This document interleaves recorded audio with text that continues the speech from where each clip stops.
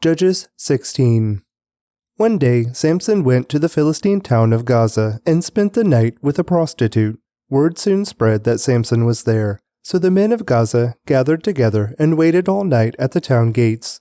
They kept quiet during the night, saying to themselves, "When the light of morning comes, we will kill him."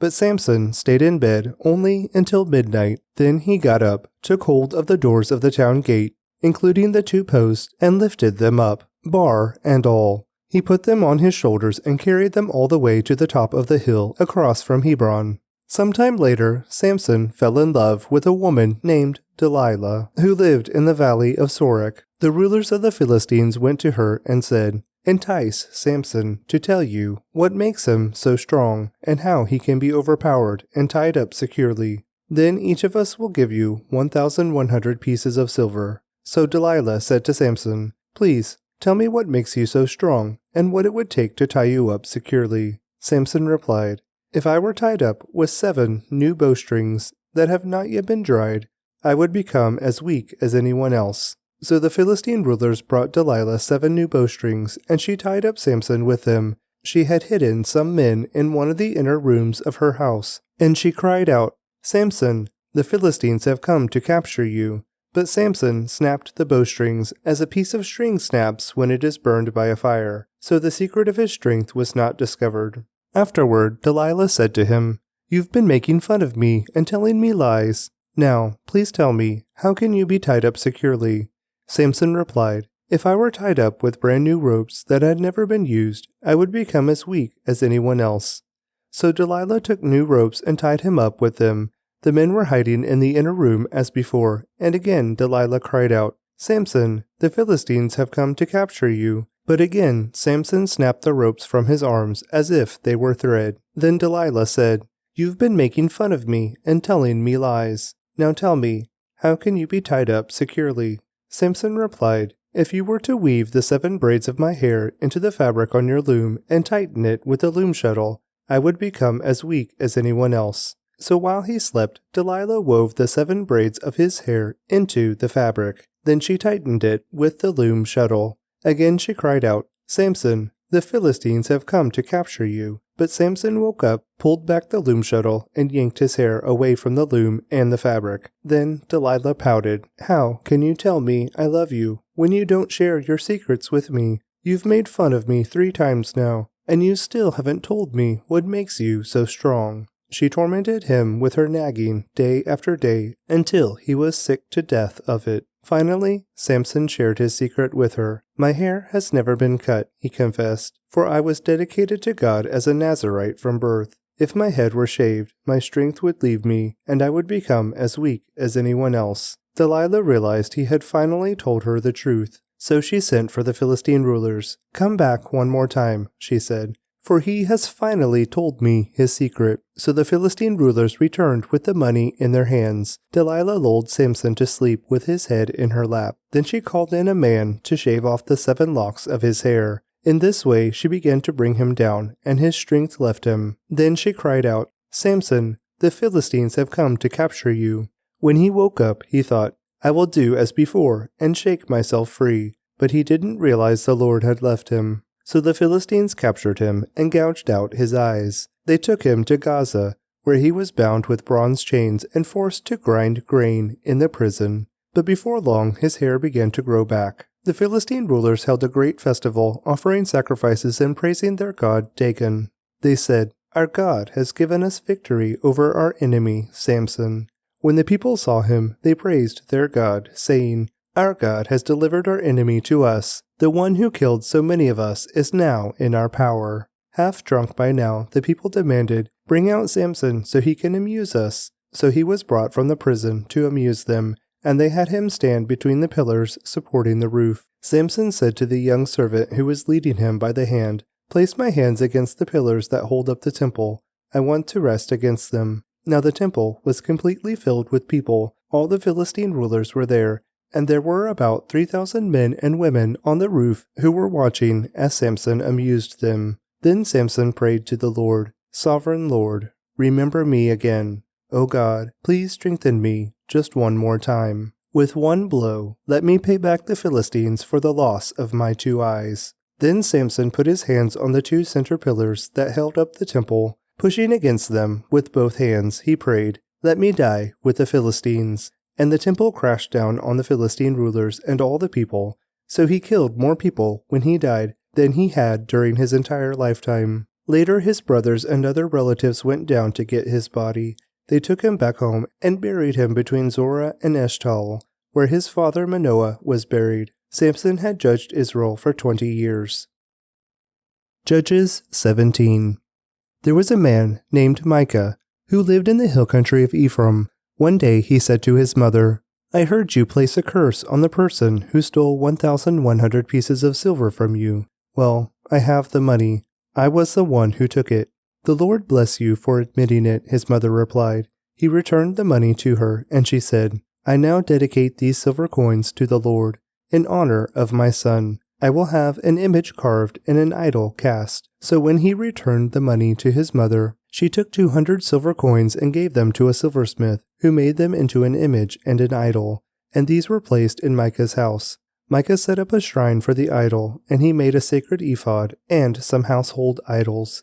Then he installed one of his sons as his personal priest. In those days Israel had no king. All the people did whatever seemed right in their own eyes. One day a young Levite who had been living in Bethlehem in Judah arrived in that area. He had left Bethlehem in search of another place to live, and as he traveled, he came to the hill country of Ephraim. He happened to stop at Micah's house as he was traveling through. "Where are you from?" Micah asked him. He replied, "I am a Levite from Bethlehem in Judah, and I am looking for a place to live." "Stay here with me," Micah said, "and you can be a father and priest to me. I will give you 10 pieces of silver a year, plus a change of clothes and your food." The Levite agreed to this, and the young man became like one of Micah's sons. So Micah installed the Levite as his personal priest, and he lived in Micah's house. "I know the Lord will bless me now," Micah said, "because I have a Levite serving as my priest." Judges 18. Now in those days Israel had no king, and the tribe of Dan was trying to find a place where they could settle, for they had not yet moved into the land assigned to them when the land was divided among the tribes of Israel. So the men of Dan chose from their clans 5 capable warriors from the towns of Zorah and Eshtaol to scout out a land for them to settle in. When these warriors arrived in the hill country of Ephraim, they came to Micah's house and spent the night there. While at Micah's house, they recognized the young Levite's accent, so they went over and asked him, "Who brought you here? And what are you doing in this place? Why are you here?" He told them about his agreement with Micah and that he had been hired as Micah's personal priest.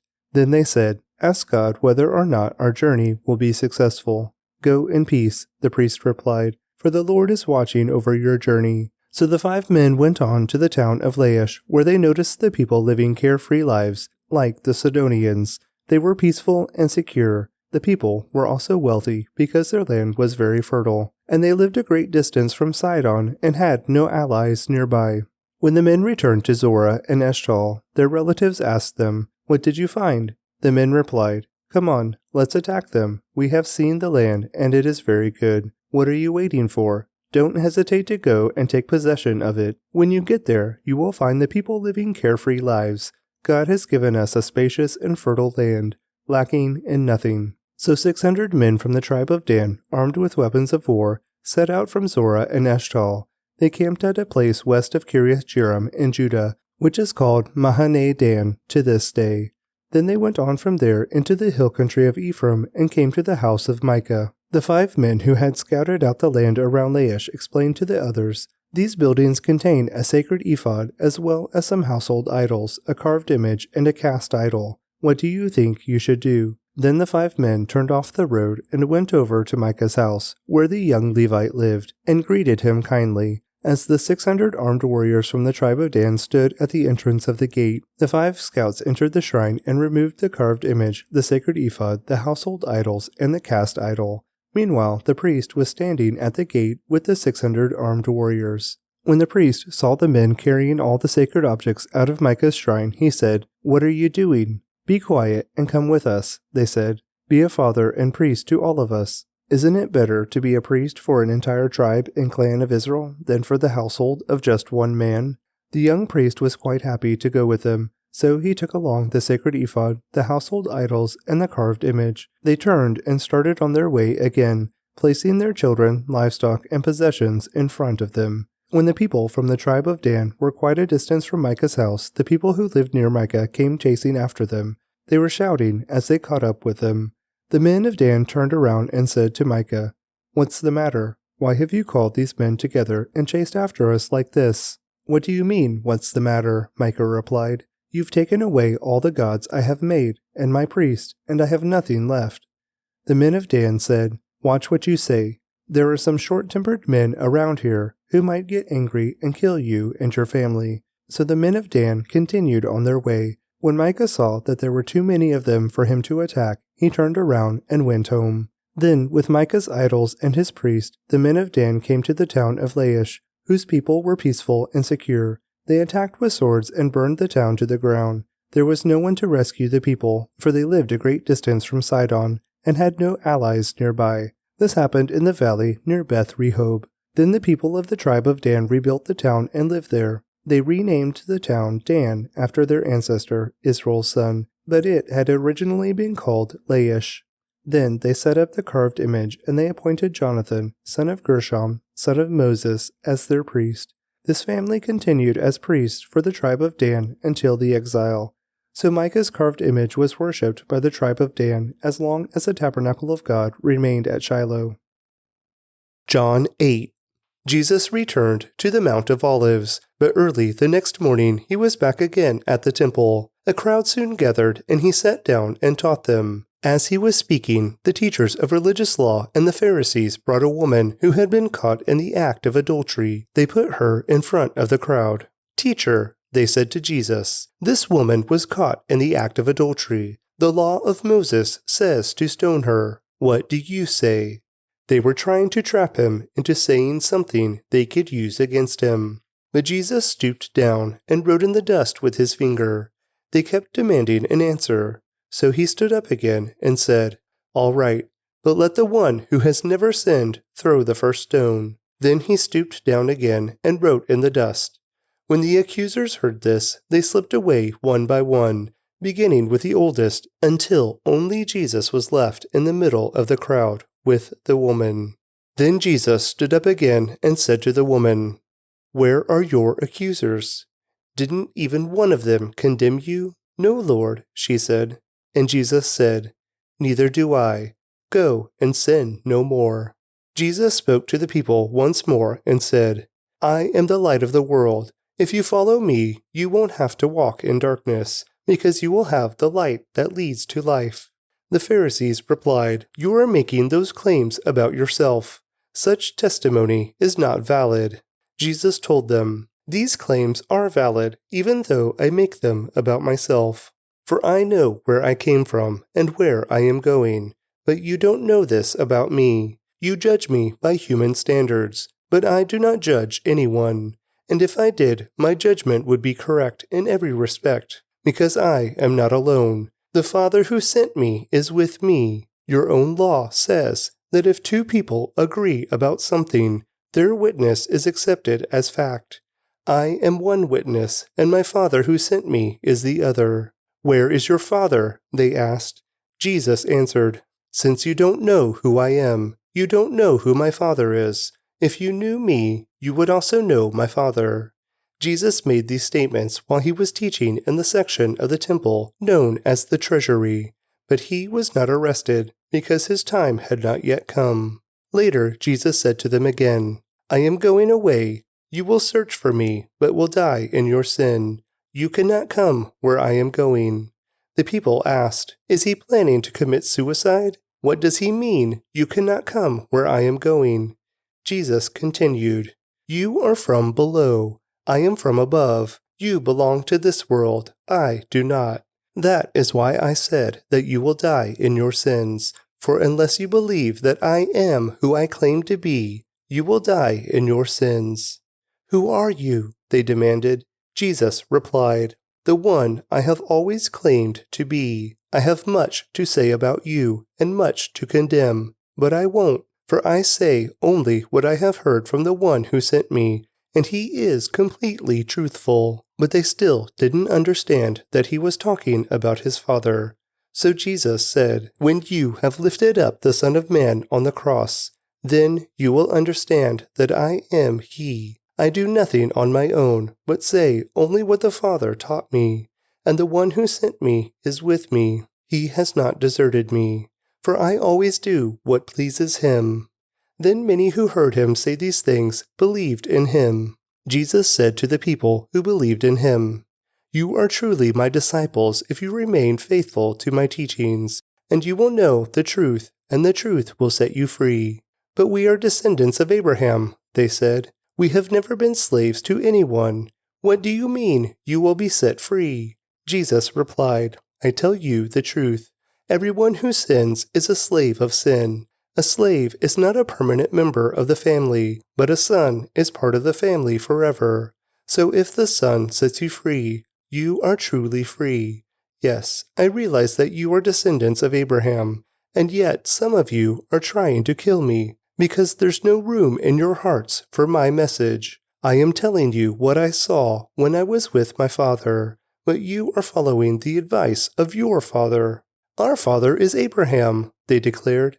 "No," Jesus replied, "for if you were really the children of Abraham, you would follow his example.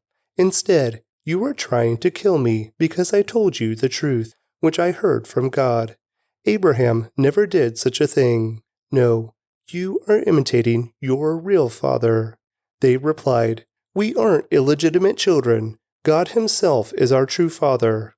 Jesus told them, "If God were your father, you would love me, because I have come to you from God. I am not here on my own, but he sent me. Why can't you understand what I am saying? It's because you can't even hear me. For you are the children of your father, the devil, and you love to do the evil things he does. He was a murderer from the beginning. He has always hated the truth, because there is no truth in him. When he lies, it is consistent with his character, for he is a liar and the father of lies. So when I tell the truth, you just naturally don't believe me. Which of you can truthfully accuse me of sin? And since I am telling you the truth, why don't you believe me? Anyone who belongs to God listens gladly to the words of God, but you don't listen because you don't belong to God." The people retorted, "You Samaritan devil! Didn't we say all along that you were possessed by a demon?" "No," Jesus said, "I have no demon in me, for I honor my Father, and you dishonor me. And though I have no wish to glorify myself, God is going to glorify me. He is the true judge. I tell you the truth. Anyone who obeys my teaching will never die." The people said, "Now we know you are possessed by a demon. Even Abraham and the prophets died. But you say, 'Anyone who obeys my teaching will never die.' Are you greater than our father Abraham? He died, and so did the prophets. Who do you think you are?" Jesus answered, "If I want glory for myself, it doesn't count. But it is the Father who will glorify me. You say, 'He is our God,' but you don't even know him. I know him. If I said otherwise, I would be as great a liar as you. But I do know him and obey him. Your father Abraham rejoiced as he looked forward to my coming. He saw it and was glad."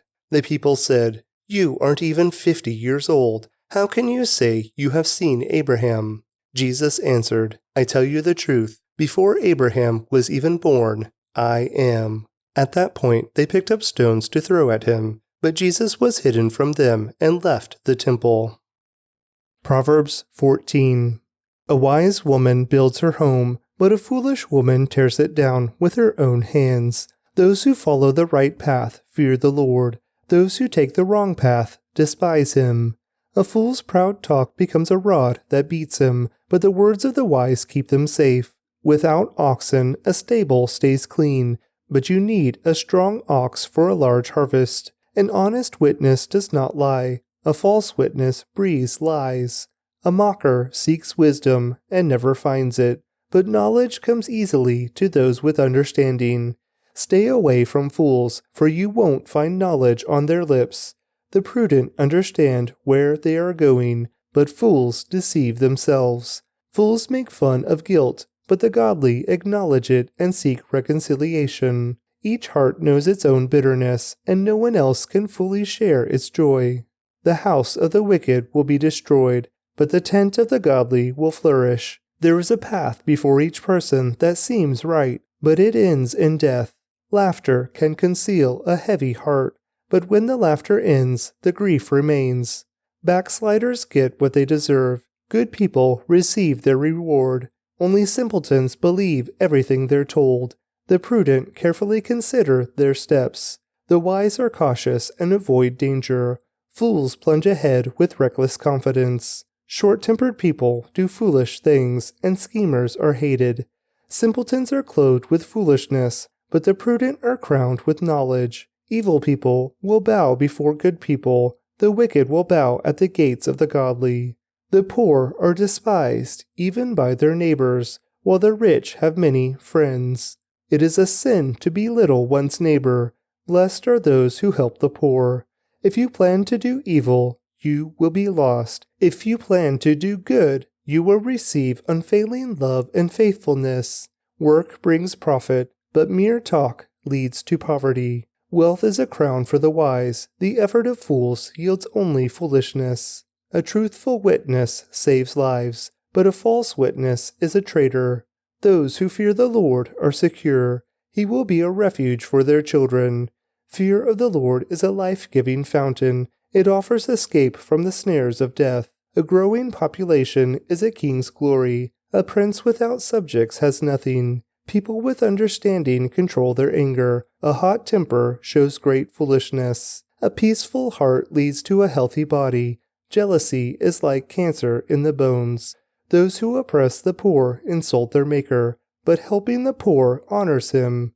The wicked are crushed by disaster, but the godly have a refuge when they die. Wisdom is enshrined in an understanding heart. Wisdom is not found among fools. Godliness makes a nation great, but sin is a disgrace to any people. A king rejoices in wise servants, but is angry with those who disgrace him. Psalm 76. For the choir director, a psalm of Asaph, a song to be accompanied by stringed instruments. God is honored in Judah. His name is great in Israel. Jerusalem is where he lives. Mount Zion is his home. There he has broken the fiery arrows of the enemy, the shields and swords and weapons of war. Interlude. You are glorious and more majestic than the everlasting mountains. Our boldest enemies have been plundered. They lie before us in the sleep of death. No warrior could lift a hand against us. At the blast of your breath, O God of Jacob, their horses and chariots lay still. No wonder you are greatly feared. Who can stand before you when your anger explodes? From heaven you sentenced your enemies. The earth trembled and stood silent before you. You stand up to judge those who do evil, O God, and to rescue the oppressed of the earth. Interlude.